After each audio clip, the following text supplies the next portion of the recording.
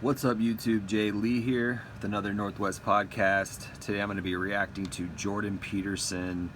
Kind of talks again about the incel issue with Olivia Wilde, and he's being interviewed by Piers Morgan. And I'm just going to, I don't have a full, I haven't really thought out a full response, but there's some things that I have a problem with him, or just at least disagree on certain levels of what he's saying, even though in general I think that his heart is in the right place in a way. Like he wants to help people. I've made videos on Jordan Peterson in the past where I felt, my gut felt like he was a profiteer who just uses all these ideologies, these kind of like pie in the sky ideologies about like men and masculinity and stuff. And I think that he cares, but I also think that, again, I would disagree with his answer a lot. But let's just watch what he says, and then I'm going to kind of stop and then break it down. So I think we'll watch this through one full time, and then I'll come back around and watch it again and kind of talk, kind of pause it and talk and kind of break it down. I thought I had an opportunity to say some of the things that were necessary to say, and I enjoyed very much talking with you and meeting your sons as well, and appreciated the opportunity that you presented to me, and I appreciated the opportunity to talk a little bit about the so-called incels, these disaffected young men. I was talking to a friend, what would you call it, an associate, someone who has knowledge of Olivia Wilde, who had recently made comments about me being king of the incels. And it's probably worth pointing out that she married a multimillionaire prince. And so, right, so she's the absolute epitome of female hypergamy, that hypergamy that makes females very judgmental in their choice, as they should be. But for her to have nothing but contempt for men who are struggling forward to try to make themselves attractive to women is a sign of a kind of deep narcissism that, on the female side, I would say, that deeply affects our culture. And so it was good to have an opportunity to clear some of that up. I've talked to lots of young men around the world about how they might make themselves more attractive on the friendship and career and dating front, and that usually has to do with telling them that, well, they have to subject themselves to that harsh judgment. And if all the women are rejecting them, either because they're too timid to put themselves forward, or they don't have anything truly to offer, which is something like productive, stable, wise, judicious generosity in the highest order, why would they expect a woman to make herself vulnerable, especially on the childbearing front, to them?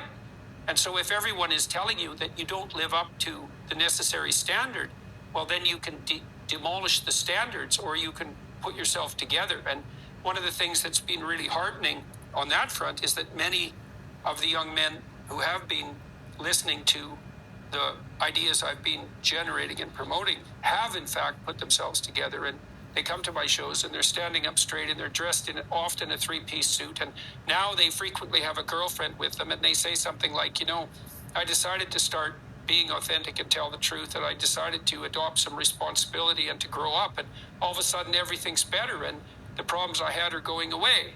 And so that's the solution to the incel problem. And demonizing people for being lonesome and isolated is not exactly helpful. All right. So obviously that's he's mixing a lot of stuff there. So I'm not going to talk yet. Let's rewatch it, and I'll break it down as we go. I thought I had an opportunity to say some of the things that were necessary to say, and I enjoyed very much talking with you and meeting your sons as well, and appreciated the opportunity that you presented to me. Just a side note, I can't stand Piers Morgan. He's such a flip-flopper. He's a hypocrite, constantly contradicts himself. Actually, I've noticed even Andrew Tate contradicts himself a lot. At least he goes back and forth in his lies. There's some positivity to Andrew Tate, though. I don't know if there's any positivity to Piers Morgan. I think I watched one video one time where he stood up for men or something like that. And I think they're trying to cancel him for some reason. Anyway, doesn't matter. Don't like Piers Morgan. Let's keep going. And I appreciated the opportunity to talk a little bit about the so-called incels, these disaffected young men. I was talking to a friend, what would you call it, an associate, someone who has knowledge of Olivia Wilde, who had recently made comments about me being king of the incels. And it's probably worth pointing out that she married a multimillionaire prince. And so, right, so she's the absolute epitome of female hypergamy, that hypergamy that makes females very judgmental in their choice, as they should be. Should they be, though? Should they be? Should women be very, so judgmental in their choice? Based on what? Let's break that down for a second. What are women judgmental based on? Usually a bunch of outward materialistic things, right? It's usually not inward stuff. Don't ever listen to what a woman says. Pay attention to what she does. Women will swear up and down that they want a sweet guy who's romantic and really just loves them, and that's all they care about. And then they just do the opposite. They chase the bad boys. They get knocked up by Chad and Tyrone. Then they're single mothers, right? This is not a rare thing. I think I read somewhere that it's like 25% of single women are single mothers. 1 out of 4. That's a lot, man. That's a lot. Let's see. What else do? They only settle down with guys who have money, right? You need to be financially well off, be a provider, etc., right? So that's a part of hypergamy. But the problem with that is nowadays, if there's so many men competing for resources, and we have we're in a recession in America, even though Joe Biden doesn't want to admit that. If there's so many guys who are competing for the same resources, what does that mean? That means that the bar is constantly going higher and higher. The bar is constantly going higher and higher. So what ends up happening is women change it up. They say they want love, they say they want marriage, but they end up just being a side hoe. They end up just being, part of a harem of a dude who has either all the resources, all the looks, all the status, all the fame, right? Looks, money, status. It goes back to that. That's female nature. Sorry. And they haven't graduated from that. So Jordan Peterson he's really contributing to the problem because he's selling a product. The problem is that we've got all these men who are competing instead of just getting to a place in life where they're comfortable with themselves. They make enough money to survive and get by, right? And they dress decent, they're in decent shape, like that's it. But the bar is constantly raising higher and higher. Now we got guys like Andrew Tate, who's saying, step up and be a top G. But what's he doing? He's driving around in Bugattis. And how did he make his money? By pimping women, right? So is he a proper role model? Is he a proper example, right? But whether or not he is, he's not a proper role model, but he's the standard. That's the guy who's getting all the women. Go watch his videos. He owns like 3 or 4 clubs and nightclubs in Romania. He's at his nightclub and he's got all these women around him, right? That's the standard. And if it's not the standard, then you got a guy who's making $150K a year. If she can't get the guy who's making $150K a year, she's going to go for the guy who's making $145K a year. You see my point? It's like there's a cutoff, and dudes are not making it, for one reason or the other. So he's saying, hypergamy, women should be choosy, when in reality it's like, I believe a female nature is choosy, but we live in a hyper everything type of world. We live in a world where guys are driving around in $10 million yachts, right? Is that, normal? Is that achievable? And yet we still have female hypergamy. We've got women out here riding around on these guys' yachts. Do they love those guys? Are they going to marry those guys? No, they're just giving it up so they can be on the yacht. So and the reason why he's not addressing this is because it doesn't sell. The red pill doesn't really sell that much. I think that maybe like Rollo Tomasi makes money off of it because he's got a bunch of books out. There's not many guys who are really making a living off of the red pill. So he can't tell the truth in that way. So what he's got to do is he's got to come from an angle of oh, you need to pull yourself up by your bootstraps, you need to do better, make yourself better, and he's going to sell that. So this is really just a pitch, and he's going to go into this pitch in a second here. Let's keep going. But for her to have nothing but contempt for men who are struggling forward to try to make themselves attractive to women is a sign of a kind of deep narcissism that, on the female side, I would say, that deeply affects our culture. And now that is right on. What he just said there is bingo. That's a bullseye. That's really going on. But I'm going to critique Jordan Peterson here. So he knows this truth, yet instead of really dwelling on that and talking about how women need to shape up, he reverts back and he starts talking about how men need to shape up. So he makes this wonderful revelation, this wonderful red pill truth, is that women are narcissists today and their hypergamy is out of control, right? And he just made that point. She's married to a prince. So who is this, vile woman who's married to a prince? Who is she to talk down to guys who are struggling? She's not struggling. And how did she get the prince? Because she's pretty. She was born pretty, or she didn't, she dieted her whole life. I mean, she's just a director. It's not hard to be an actor director, I don't think. That's not, I mean, you go to Hollywood. I mean, yeah, you pay your dues in Hollywood, but a beautiful woman in Hollywood, you get, I mean, like, the bar is not very high. Like, it's easy to get in movies. It's easy, it's like you got to have, maybe an IQ higher than 95 and you can do it. I mean, if you're so dumb that you can't even write an essay or write a screenplay or put together a script, then you just go do porn, right? But she could do that. She could actually act, so she's got a little bit of talent. But is she on the same level as far as talent and achievement and status as her husband, who's a Saudi prince or whatever? No, she's not on the same level. I'm not saying he earned that money from talent. It could have been he earned that money from oil. I don't know how he became a prince, but is she on his level? She's not on his level. I don't know how she got him, but a female director and actress is not on the level of a Saudi prince. So she got lucky in the hypergamy game. So who is she, this vile, arrogant person, to call out a whole subsection of men who are suffering? I mean, that's a disgusting thing. And really, it's just because, like he said, it's this disturbing female narcissism where, like, it's almost like they want to kill off weak men because they, I don't know. Anyway, that's a tangent. That's a rabbit hole. Let's just keep going. So it was good to have an opportunity to clear some of that up.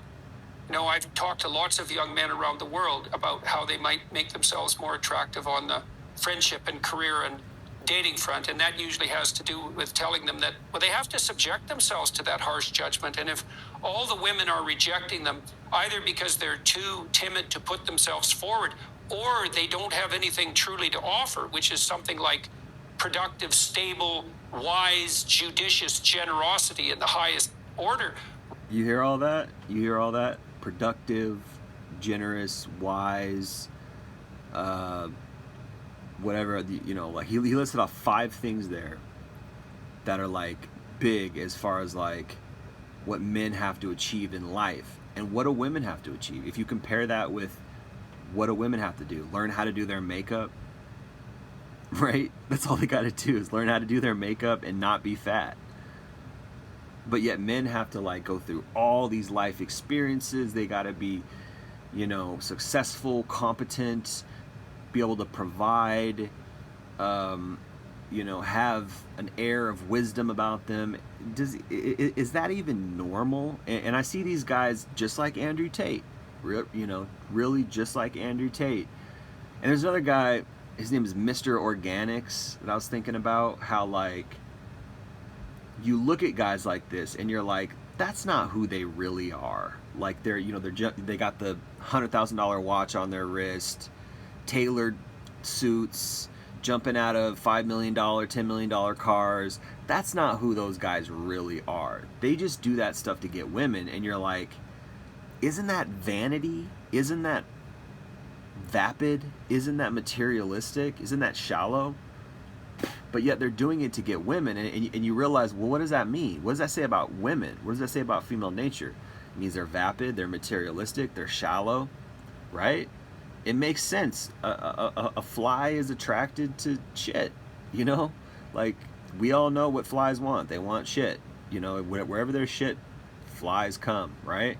So wherever there's a rich dude, you get all these little hoes. And but you realize, like, well, why does that work? Why is it like every, you know, concert there's all these groupie, like, you just piece it together. They're materialistic, they're shallow, they want looks, money, and status. Now I can understand providership, like that makes sense. Like if a man has to provide, I get it.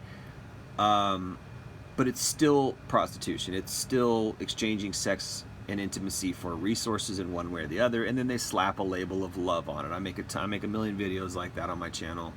That's all even long-term marriage really is. And she's still trying to fulfill her hypergamy. She's still trying to find the best viable financial option, you know, for her relative good looks, right? She's still trying to sell herself on the market. So we even talk about that. Sexual market value, marriage market value, dating market value. Well, what does that mean? It means women are exchanging their looks and their sexuality and their intimacy for a man who has the highest status, for the man who has the highest standards that he can reach. And it's just like, again, Jordan Peterson isn't addressing that. That's not love. So why? It doesn't address the core problem. Him saying, oh, men need to pull themselves up by their bootstraps, men need to do better, da, da, da, da. It doesn't address the core of the problem. Sure, you can have guys who are going to go out and buy a suit. You can have guys who are going to start a business so they can get a woman. But the truth is that even that, when you think about it, is empty. It's like, well, wouldn't she love me if I didn't have those things? And so you have these guys who like are just got good hearts that are just like, man, I don't want to go out and work really hard so I can, you know, get a girlfriend or get a wife. Why can't she just love me as I am? Now, yeah, you need to look at yourself and be like, am I just a wretch? Am I just like, you know, nothing but video games all day, eating Cheetos? Like, yeah, you probably should get in shape, because would you want to date yourself? Like, if you look like trash and you have a terrible attitude, or like you have no, like, you're not a kind person, or like you're not like, you know, your personality's bad. Like, yeah, those things are turnoffs on a basic level, but I argue that women use that as an excuse to cover up the fact that they're hypergamous. I think that it's a messed up thing when you really think about it, because like, it's almost like they're hiding their hypergamy. They don't want men to know they're shallow, but they are. It's a jacked up thing. Guys know, we know, you know, but they want to hide it, and they want to act like, you know, they're pure, because it's easy for them to, it's easier for them to lie than to just tell the truth, which is sad. I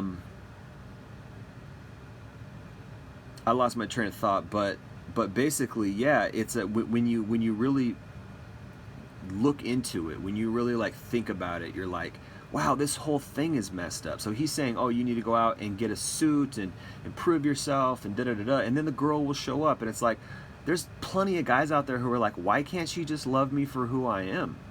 You know, and again, like, yeah, if you're like 200 pounds overweight, like, yeah, that's not attractive. It's like not sexy. But there's guys out there who like go to the gym all the time, and they're, you know, they're in decent shape, and they're trying to do better, and they're still not getting women, right? It's because they're, you know, and this is where you get black pill guys who are like, I'm just not physically, and there are guys out there who just are not physically attractive in the face.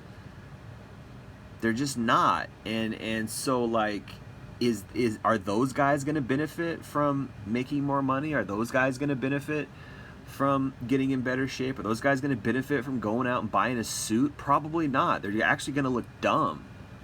They're actually going to look try hard. They're going to be like, oh, what's this ugly guy doing wearing a suit? Like, he's trying to be attractive, and he's not attractive, right?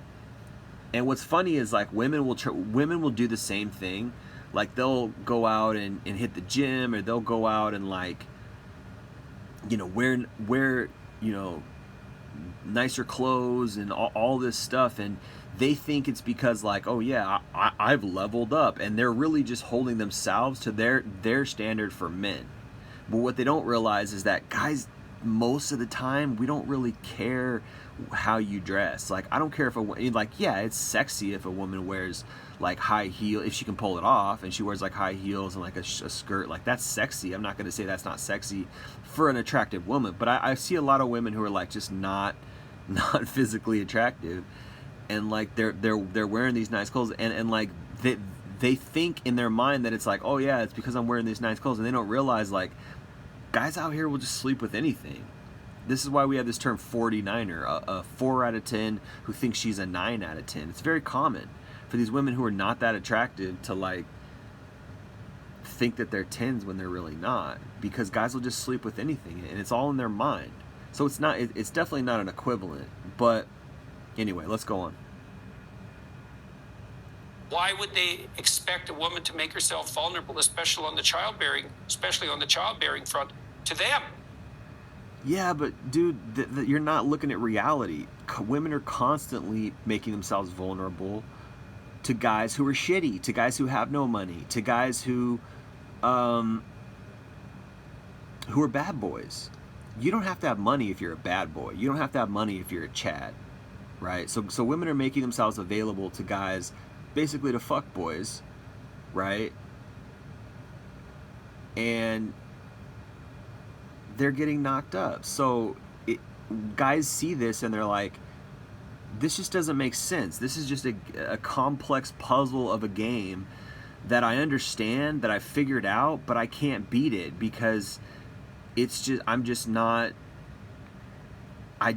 don't have the innate things that I need. It's genetics, or it's just dumb luck where I'm not so successful. And so guys are getting edged out of the dating market, and there's nowhere for them to go, because even women who are like at their level don't want them. I honestly don't believe that it's like hypergamy is across and up. I think that hypergamy is just up, particularly in today's day and age, where you got women out here who are just delusional because they get on a dating site and they get 500 messages, and these women are like 4s out of 10s. It's just because guys want to have sex with them. It's not because these guys want to love them or treat them right. Maybe some of them do, but it's insane. So he's not addressing that. That's a core issue. Like, that's what's causing all of this, is the fact that there's social media, and all you got to do is put up some pictures of yourself online, and you get flooded with inbox messages from 400, 500 thirsty dudes, and these women start to think like, okay, well, I must be a diva, I'm a superstar. And it's just like they didn't earn it, and yet guys have to go out and we got to earn it, and even then it probably doesn't work for a ton of guys. So he's not addressing any of these really core issues because he can't talk about those things, because it doesn't sell. The truth doesn't really sell that well in a lot of ways. The truth really is best, to be given away for free. So he's got to like throw in some truth bombs along with like his pitch, and he's got to, say, oh, men got to do better. You notice how he says, oh, women should be hypergamous. Like, he doesn't address the fact that so it gives women an out. So so women are going to hear that and be like, yeah, I should be hypergamous. I don't need to be loyal and loving to one man who just provides and works hard. I'm going to get the best of the best. I should be hypergamous. So it's a mixed message from Jordan Peterson. And so if everyone is telling you that you don't live up to the necessary standard, well, then you can demolish the standards, or you can put yourself together. And or you can realize that the standards are getting higher and higher constantly, because the bar is constantly being raised. If you got guys out here who are driving around yachts and Bugattis, what do you think that means? That means that the standard is going up and up and up, and men are just tired of it. This is why MGTOW got popular in the first place, because men are just like, it's not worth it. the juice is not worth the squeeze. I'm working all these hours, working so hard just so I can get a woman who wouldn't be there for me if I lost my money and lost my job. What kind of deal is that? You know, and like that's my core thing is like, okay, you're not going to be with me when I'm in the trenches, when I'm suffering, when I'm unemployed, I'm broke, I'm this, I'm that, I'm working hard and it's not working, or you know, I got to try this business out, I got to try that business out, I'm falling into this pitfall, I'm falling into that pitfall, and you weren't there the whole time. You were not there. It's like Richard Cooper says, women wait around at the finish line and have sex with the winners. You weren't there when I was in the gym shooting 1,000,000 free throws a week. But you want to be there when we win the championship. You see my point? And so it's like, that's not loyal, that's not loving, but that's female nature. And so he's, instead of saying that, which is a guarantee men are sending him these emails, guarantee guys are saying exactly what I just said in this whole video. They're repeating probably verbatim everything I've said. Guarantee it. And he's not addressing it. He's sidestepping it because he can't say anything about women, because probably they'd cancel him on the one hand. On the other hand, he wouldn't make money. And this guy's making like insane amount of money. I think I read somewhere he's making like $100,000 a month or something. Maybe, I thought I read somewhere that he was making that a day or a week, but I could be wrong. You can Google it. He makes an insane amount of money. Because why? Why does he make so much money? Which is kind of perverse and sad if you really think about Jordan Peterson. He actually makes his money because men are sick and men are sad and men are disenfranchised and disaffected, is, you know, to the word he used, and he knows this. But yet at the same time, if men started healing as a whole, he wouldn't make any more money. And it's just like, you kind of gotta wonder, is this guy, I don't know, just in it for the money? I don't know. Seems like he cares, but at the same time, like, he's not telling the whole truth. Things that's been really heartening on that front is that many of the young men who have been listening to the ideas I've been generating and promoting have in fact put themselves together, and they come to my shows and they're standing up straight and they're dressed in often a three-piece suit, and now they frequently have a girlfriend with them, and they say something like, you know, I decided to start being authentic and tell the truth, and I decided to adopt some responsibility. Oh yeah, telling the truth is really going to get you a woman. The truth has nothing to do with it. It's the outcome. Women don't care about the truth. They care about results. And you can have these guys, oh, so you got a couple dudes, or maybe, let's say your whole audience is filled with guys who are in three-piece suits. Then what does that mean? That means you're all the same. And she's going to be like, well, who's the different guy, right? Who's the alternative guy? Because women are always looking for what they can't have. They're always looking for something that's not common. They're always looking for something that is above and beyond the norm and the kind of median experience, right? So if everybody's walking around with 2 or 3-piece suits, she's looking for the guy who's got a 4-piece suit on, or the 5-piece suit, if there is such a thing, right? You get my point. This is hypergamy. And so, but here's the other thing, like, probably only a small percentage of his followers and listeners can really level up like that. Do your best to level up and see if it really gets you much. You know, do your best. And if it works, it works. You know, more power to you. But it's not going to be a large percentage of men. That's just not how hypergamy works. That's not how life works, particularly when you have a poisoned well that these women are drinking from. They're drinking from the Madonna well since the 1980s. They're drinking from the Britney Spears well since the mid and late 1990s. They're drinking from the Christina Aguilera well, right? They're drinking from the Janet Jackson, Beyonce, Kesha, Taylor Swift, Cardi B, etc., etc. They're drinking from these wells. They're drinking from the I'm going to be a porn star well. They're drinking from the I'm going to be on OnlyFans well. They're drinking from I'm going to go on Instagram and be a world traveling model, quote unquote, well. You see my point? they're drinking from a well that men can't drink from. Men have to go work hard, right? Men got to go out, work hard, make yourself something, become wise, have all these life experiences so you can tell great stories so people can admire you, and then you get the girl. Whereas what do women have to do? They just got to put on some makeup and walk outside.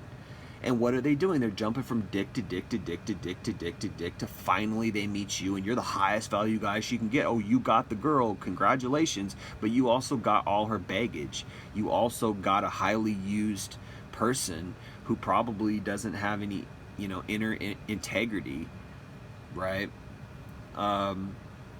Who probably has been very immoral until she decided she wanted to settle down with you. And now all of a sudden she's a traditional woman now. Now you got to be the provider. How convenient for her, right?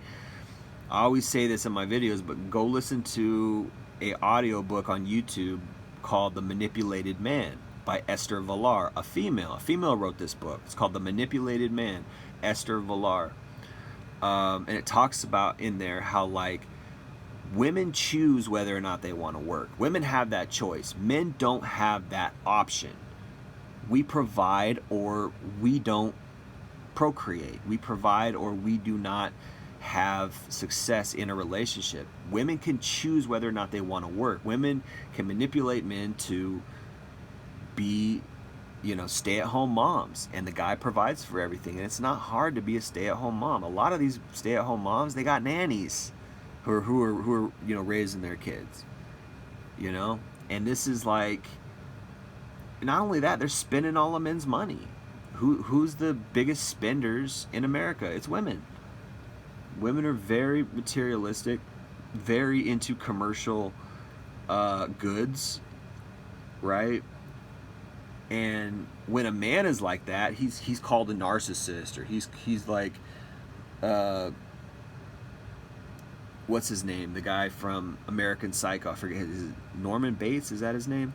I forget. But they're compared to these, metrosexual guys who are only into themselves. Whereas these hypocrites go out and spend. I mean, what's her name? Kylie Jenner? Is it Kylie Jenner? One of the Kardashians who became a billionaire because she made she started a makeup brand or a makeup line, and she became a billionaire. Why does that happen? Why are women spending billions of dollars, trillions of dollars a year, probably not trillions, but billions of dollars a year on makeup products? Because that's what gets them in the door. It's vanity. They're vain. And then then when it's time to have kids, then they want to settle down for a dude who's got a nice castle, a nice nest, if you will, and he's the provider, and he's just going to provide for her and her kids. It's bananas, but nobody's talking about that.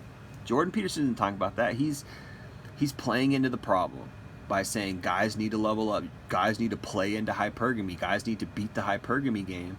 And that's not fair to men who are like, why can't she just love me for me? This is the double standard between men and women. Men are like, hey, I want her to love me for me. And the woman's like, no, you got to bring money to the table. You got to have a house. You got to provide for me. And the guy's like, okay, well, what do you bring to the table? And she's like, myself. And it's just that's not fair, but that's reality. So this is why guys are disenfranchised and disaffected, because they see this obvious blatant hypocrisy.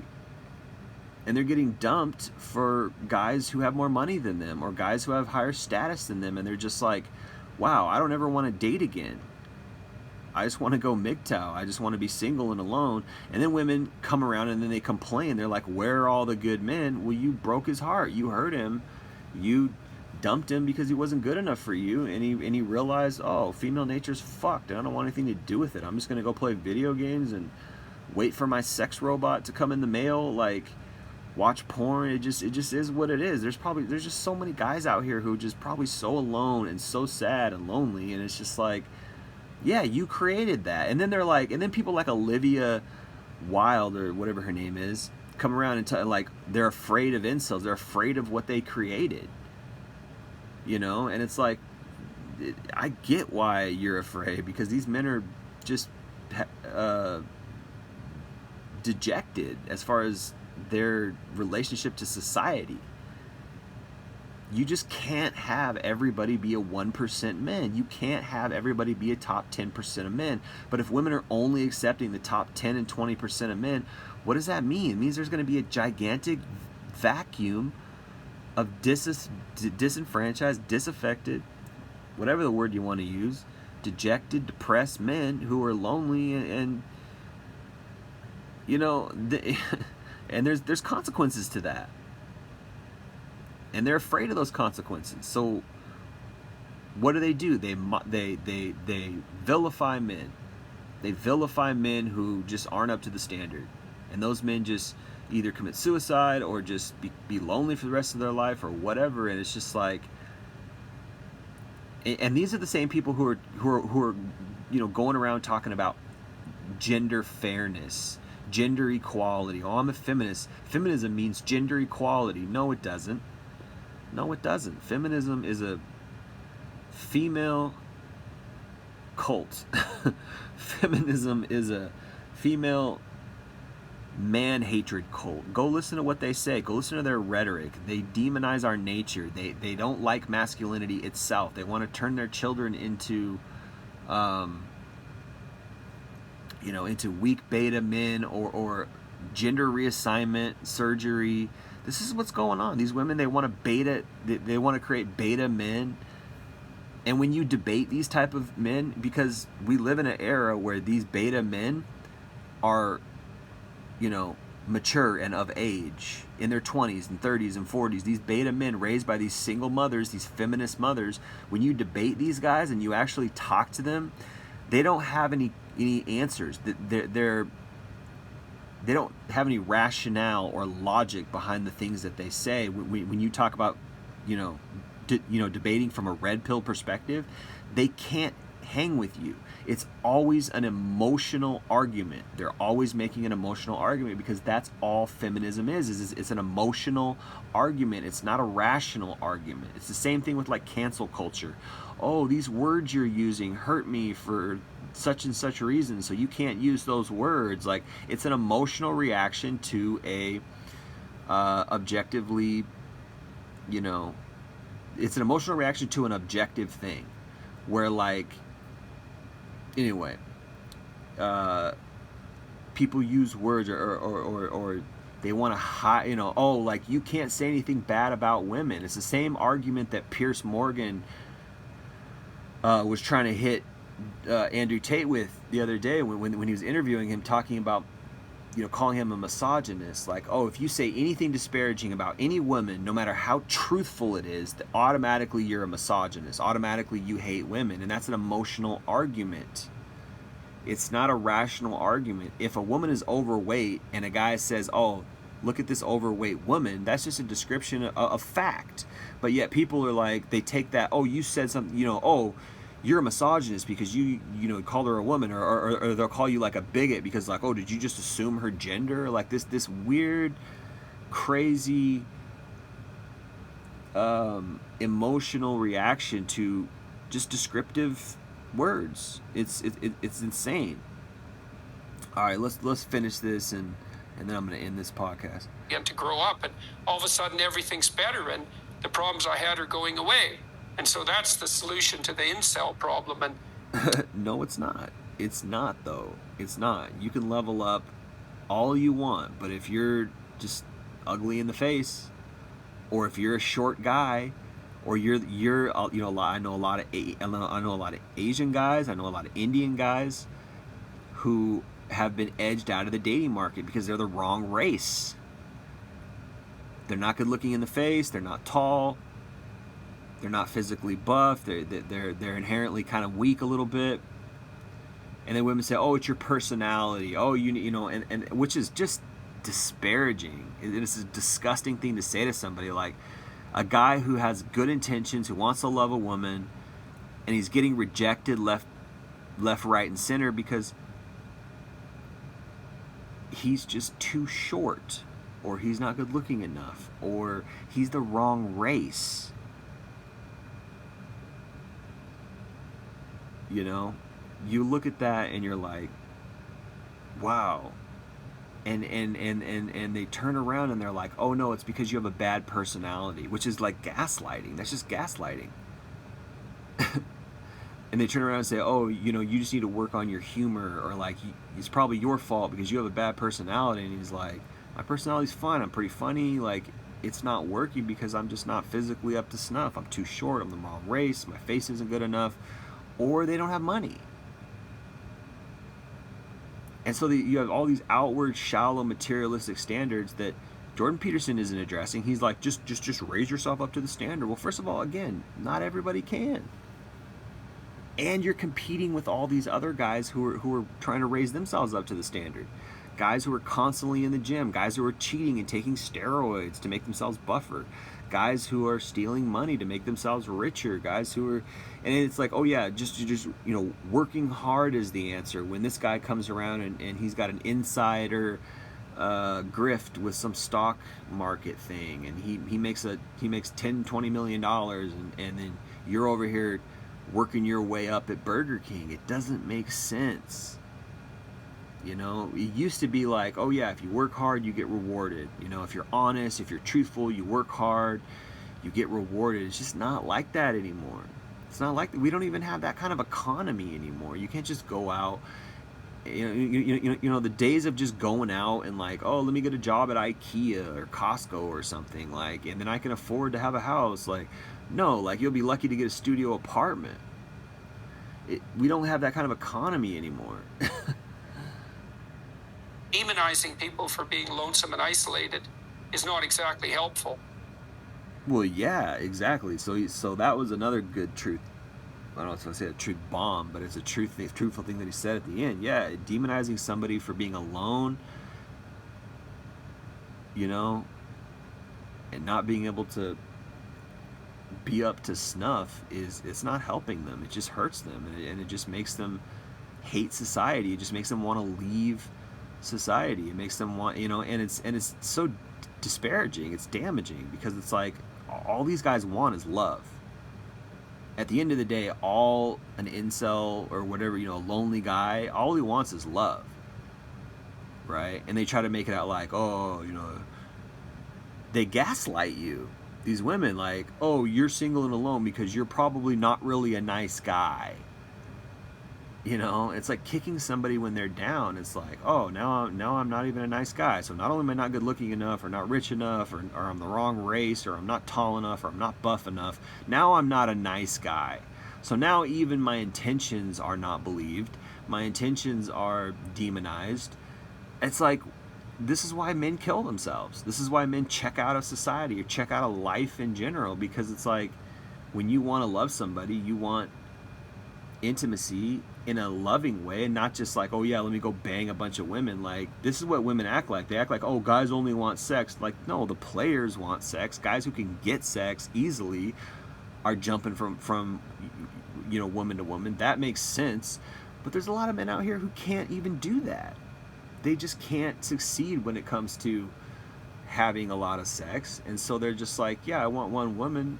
Or there's guys who could succeed and they don't want to jump from woman to they don't want to jump from woman to woman, but they don't make enough money, or like they're, again, like the wrong race, or not tall enough. You know, maybe they have one thing, like maybe they're really tall but their face is not good looking, or maybe they're really good looking in the face but they're really short, or maybe they're like some combination where it's just not working. It's like, nowadays hypergamy and the standards are so high, like you have to have every box checked off.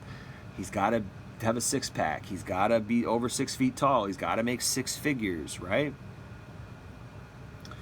He's got to have pre-selection, meaning other women have chosen him. He's got to be able to like demonstrate his higher value, which is what they teach you in game and how to get better. Demonstrate higher value. Like, he's got to have traveled the world. He's got to show all these pictures on his Tinder profile where he's got his shirt off, so he's really buff, and then he's you know, taking pictures with Arnold Schwarzenegger because he did some movie, and he's traveling to, like, he's taking a hot air balloon around India, and like, this guy's amazing. He's so, you know, it's like the standard is insane. So Jordan Peterson isn't addressing any of that, and he's piecing in some little stuff, which I appreciate him standing up for men, at least insofar as he is. Yeah, it's not helping men. Yes, that's right. Don't kick us when we're down, right? Thank you, Jordan Peterson. But also, he's playing. So he does all this playing into the problem by saying men need to step up and da da da da, playing into the problem, and then he's kind of defending us and saying, oh well, please don't kick them when they're down, like. As long as he keeps making his money, I guess, but you'll never get the full truth from a profiteer. You'll never get the full truth from a guy who, it's like, I'm not saying I'm fully black pill. I'm not saying I'm just somewhere in the middle. I'm a centrist in all of this. I'm a centrist in politics. I'm a centrist in life. Like, yes, some things, it's like there's nuance in a lot of things in life. There's nuance. Some things are helpful. Some things are not helpful. Like, there's no one size fits all. You have to look at all the angles and be like, this is what it really is. Like, yes, you can improve yourself and that might help, but then there's this answer or there's this reason or there's this, and it's like him saying, oh, you just improve yourself, go out and start making money and get in shape and wear a nice suit, and all of a sudden your woman's just going to appear. Even if that worked, would you really want that woman? Right? Like, first of all, it's not even that easy to do any of that stuff. Second of all, like, again, I don't have to go back into what I covered in the first 20 minutes, but would you really want a woman like that? Would you really want a woman who's only going to choose you because you check off 6 or 7 boxes of her hypergamy? I don't think you should want that woman. I think you should walk away from a woman like that. Be with the woman who chooses you when you're down and out. Be with the woman who chooses you when you're homeless. Be with the woman who chooses you when you got nothing. Be with the woman who chooses you when you're overweight and then you lose weight. Whatever. If there is such a thing as a woman like that. It happens on rare occasions. Occasionally I see it, but for the most part, usually not. Anyway, I'm going to end it there, guys. Appreciate you listening. It's been Jay Lee with Northwest Podcast. Peace.